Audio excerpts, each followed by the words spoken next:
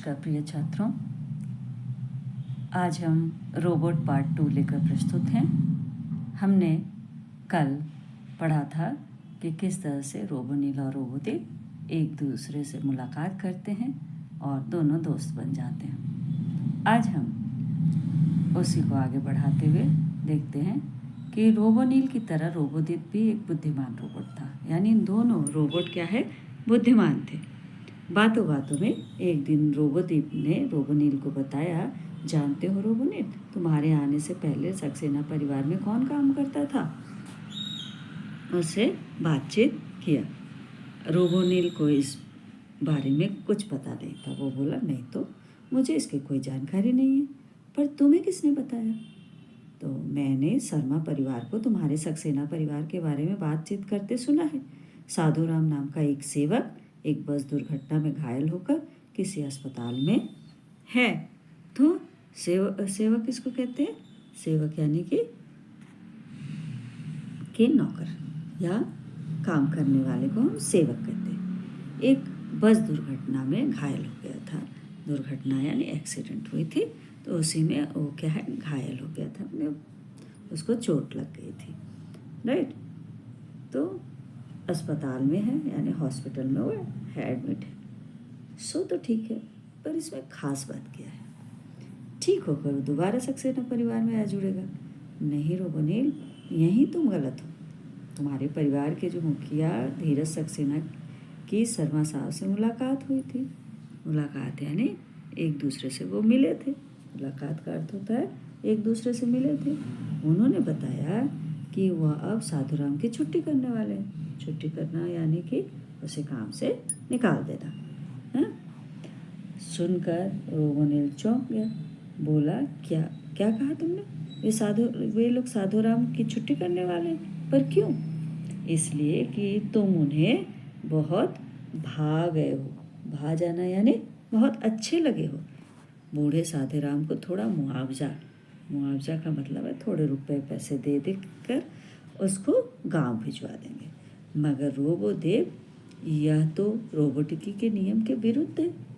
एकदम विरुद्ध माने एकदम ऑपोजिट है। नियम यानी रूल्स के, अकॉर्डिंग टू रूल्स एकदम अलग है।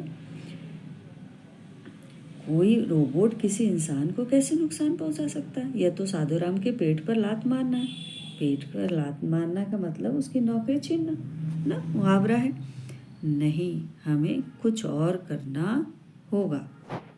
रोबोनील की बात सुनकर रोबोदेव बोला, वैज्ञानिक और विज्ञान लेखक आइजक आसिमोव जो हैं कि रोबोटिकी के नियम के खिलाफ तो यह है ना। ये पूरी की तरह से क्या है, जो वैज्ञानिक थे उन्होंने एक नियम बनाया था, रोबोटिकी के नियम बनाए थे, उसके खिलाफ है, मैंने एकदम उसके ऑपोजिट है। कि क्या है, यह है कि कोई रोबोट किसी इंसान के नुकसान का कारण बने, और साथ साथ मानवीय नज़रिए से भी यह गलत है। यानी मानव की दृष्टि से, नज़रिया यानी उसकी दृष्टि से, उसके देखने के तरीके से भी ये पूरी तरह गलत है कि हमारे कारण किसी भी इंसान की नौकरी को खतरा पहुंच रहा है। यानी दोनों के बीच कुछ गुप्त मंत्रणा हुई। गुप्त माने सीक्रेट, गुप्त माने आपस में ही एक दूसरे को बताया, कोई तीसरा न जाने पाए, मंत्रणा ना, यानी एक दूसरे से बातचीत की उन्होंने। फिर दोनों अपने अपने पालतू कुत्तों के साथ अपने मालिक के घर लौट आए। अगले दिन रोबोनील और रोबोदीप जो था रोबोटिनिक्स कॉरपोरेशन के दफ्तर में जा पहुंचे। दफ्तर यानी ऑफिस होता है। रोबोटिनिक्स कॉरपोरेशन के ऑफिस में जाके हाजिर हुए यानी पहुंच गए वहाँ पे जाके। कंपनी के मालिक रोबोजीत से उन्होंने भेंट की। जो मालिक थे रोबोजीत, उनसे उन्होंने क्या की, मुलाकात की। भेंट करना यानी मुलाकात करना है ना, भेंट करना यानी मुलाकात करना। सारी बातें विस्तार से समझाई, एकदम डिटेल में उन्होंने समझाई। सुनकर रोबोजीत बोला, मगर मैं क्या करूं? मैं तो अनुबंध उसको कहते हैं जो लिखित रूप से क्या है एग्रीमेंट होती है, उसको हम अनुबंध कहते हैं। कि शर्तों से बंधा हुआ हूँ, वो जो शर्त उसमें लिखी है एग्रीमेंट में, उसके में बंधा हूँ। व्यापार में अगर मैं नियम को देखने लगूँ तो कर लिया मैंने धंधा बिजनेस कर लिया। मैं नहीं कर सकता व्यापार और बिजनेस, तो मैं कर लिया। मैं तुम लोगों की कोई मदद नहीं कर सकता। और रोबोजित ने साफ दोनों को इनकार कर दिया। रोबोनिल और रोबोदिन ने बहुत समझाने की कोशिश की, लेकिन रोबोजित टस से मस ना हुआ। टस से मस एक मुहावरा माने बिल्कुल भी वो नहीं सुना उनकी बात, है ना। बिल्कुल इनकार कर देना, उसकी बातों का समर्थन न देना। उसे असिमोव के नियमों से बढ़कर धंधे की चिंता थी, क्योंकि धंधा यानी उसे बिजनेस चलाना था। नियम और शर्तों से उन्हें कोई लेना देना नहीं था। निराश होकर दोनों वापस आ गए। निराश हो गए एकदम से, उनके पास कोई आशा नहीं बची थी कि अब क्या होगा। कुछ दिन और गुजर गए। सक्सेना परिवार रोबोनिल को पाकर फूला नहीं समा रहा था। फूला नहीं समाना यानी बहुत खुश होना, अत्यधिक खुश होना मुहावरा है। फूला नहीं समाना यानी अत्यधिक खुश थे। पर रोबोनिल साधु राम के कारण बहुत चिंतित था। हाँ, चिंता का कारण बन गया था उसके लिए साधु राम। उसके कारण साधु राम की नौकरी को आँच आ रही थी, यानी नौकरी जा रही थी। यह उसे किसी भी सूरत में, यानी किसी सूरत यानी शक्ल होता है, मंजूर नहीं थी। यानी उसको ये सारी चीज़ें अच्छी नहीं लग रही थी। रोबोनिल सोचता कि इंसान अपने स्वार्थ और लालच के तहत, कि इंसान क्या है, कितना स्वार्थी हो गया है कि अपने स्वार्थ और लालच के तहत नियम और कानून को क्या कर रहा है, अंगूठा दिखा रहा। अंगूठा रहना ठेंगा दिखाना, यानी उस चीज़ को नहीं मानना। पर लगता है रोबोटों में भी अब वही कमी पैदा हो गई, यानी रोबोटों के अंदर भी ऐसी ही सारी चीज़ें आ गई हैं, कमी पैदा हो गई, यानी इन सारी चीज़ों का असर उसमें भी आ गया है। उसी रात रोबोनिल को धीरज सक्सेना ने एक विज्ञान कथा वर्ड प्रोसेसर पर टाइप करने की थी। यानी वो सक्सेना का वर्ड प्रोसेसर काम भी करता था, तो उसी दिन उसको टाइप करने का मौका मिला। तो कथा संक्षेप में इस प्रकार थी। कथा संक्षेप माने समरी, है ना, सारांश। संक्षेप माने उसका छोटा प्रारूप, है ना, सारांश कह सकते हैं। कि एक घर में नौकर को जो किसी जानलेवा बीमारी से पीड़ित था। जानलेवा बीमारी माने उसकी जान जा सकती है, ऐसी बीमारी उसको लगी थी, पीड़ित था, यानी उसको उसकी पीड़ा, उसको दर्द था। निकाल कर उसकी जगह एक रोबोट को रख दिया जाता है। किसी तरह रोबोट को इस बात की जानकारी मिल जाती है, तो वो रोबोटिक संघ से संपर्क साधकर संघ को सारी बातों से क्या करता है, अवगत कराता है। अवगत कराना यानी उसको बताना उस चीज़ को। संघ रोबोटों की हड़ताल की घोषणा कर देता है। अंततः यानी लास्ट में क्या होता है, समझौता इस बात पर होता है कि समझौता करना माने एक दूसरे में सेटलमेंट, है ना। ये होता है उस नौकर को घर में फिर से रख लिया जाएगा। कहानी टाइप करके रोबोनिल की जो धात्विक किसको कहते हैं, जो धातु से बनी होती है उसको हम धात्विक कहते हैं। धातु मेटल से, और तारों भरे परिपंथ वाली, तारों भरे यानी उसके अंदर जो तार एक दूसरे से जुड़े। रोबोट जो बनता है वो धातु से बनता है और उसके चारों तरफ क्या है, तार बंधी रहती है। उसकी खोपड़ी जो है, उसका सिर जो है, एकाएक नीली रोशनी हो गई मानो, है ना।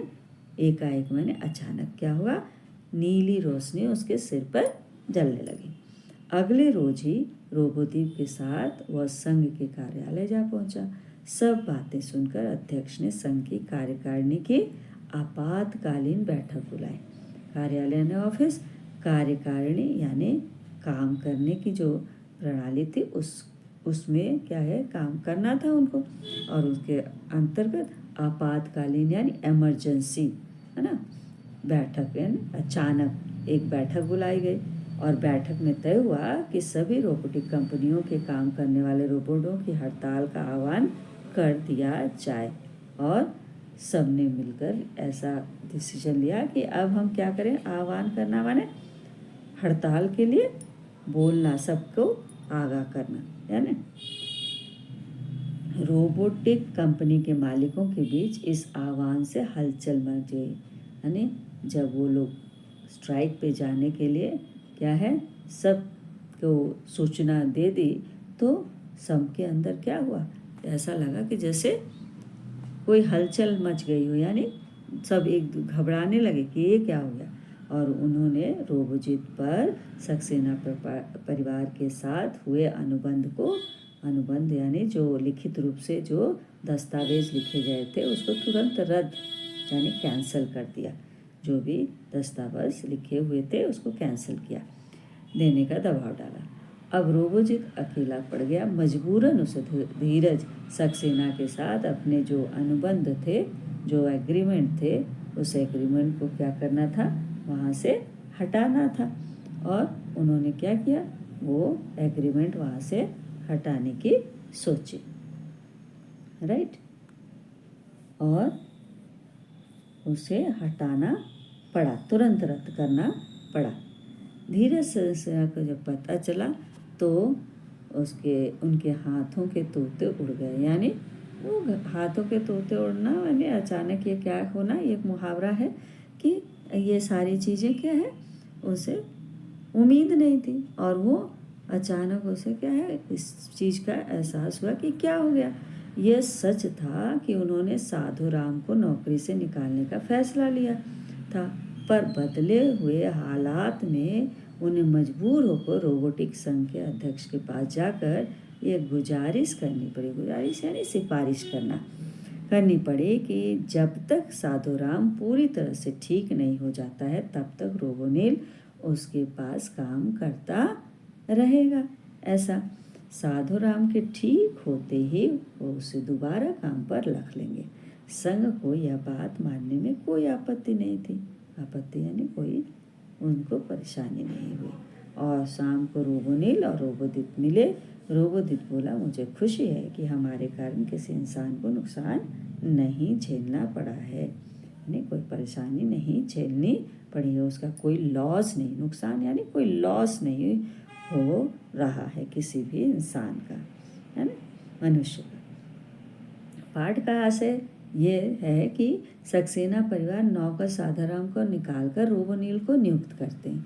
नियुक्त करना यानी नौकरी पे रखना। नियुक्त करने का अर्थ है कि नौकरी पे रखना, है ना। और रोबोनिल और दूसरे रोबोट रोबोदीप की मुलाकात होने पर उन्हें पता चलता है कि साधुराम की अब छुट्टी कर दी जाएगी, यानी नौकरी से निकाल दिया जाएगा और उसकी नौकरी चली जाएगी। और रोबोनिल और रोबोदीप अपने संघर्ष से दोनों प्रयास करते हैं, संघर्ष करते हैं कि उसके लिए कि धैर्य सक्सेना को मजबूर करते हैं कि साधुराम को दोबारा नौकरी पर रखी जाए। और अंत में रोबोदीप खुश होता है कि उसने इंसानों को कोई नुकसान नहीं झेलना होगा और कोई भी उसके कारण किसी को नुकसान नहीं होगा। तो ये था बच्चों। Please like, subscribe and share.